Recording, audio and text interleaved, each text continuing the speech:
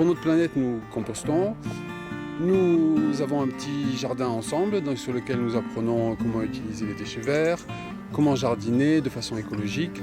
Et nous avons plein d'autres projets d'écologie pratique et solidaire.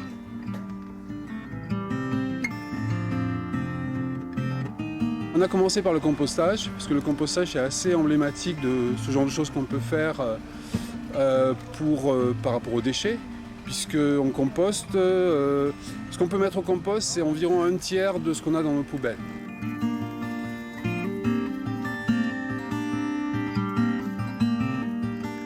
Je viens 2 fois par semaine simplement, et donc le temps de vider le seau, de mélanger un peu avec le compost qui est déjà installé ici, de rajouter un peu de broyat pour équilibrer tout ça, ça met vraiment pas longtemps.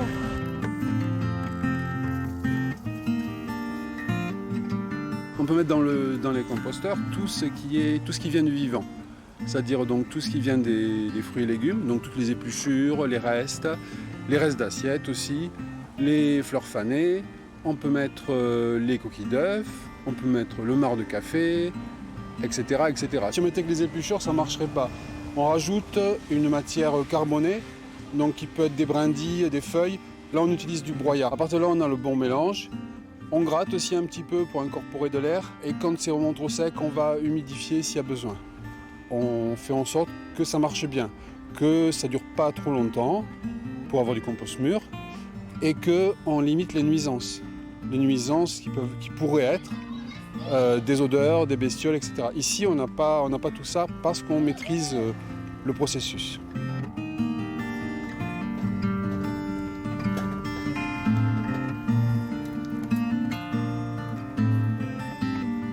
Le jardin, oui, il est pour montrer comment utiliser le compost. En fait, ça permet de montrer le cycle complet.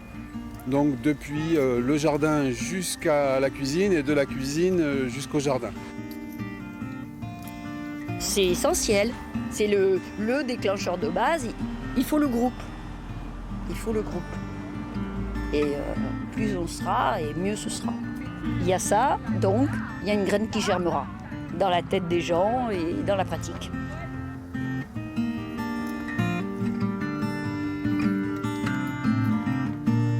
Ce qu'on aimerait, c'est développer d'autres ateliers comme ça pour aborder ces pratiques écologiques. Donc là, on organise bientôt un atelier sur la conservation par lactofermentation, qui est une méthode très simple et très économique de conserver les légumes.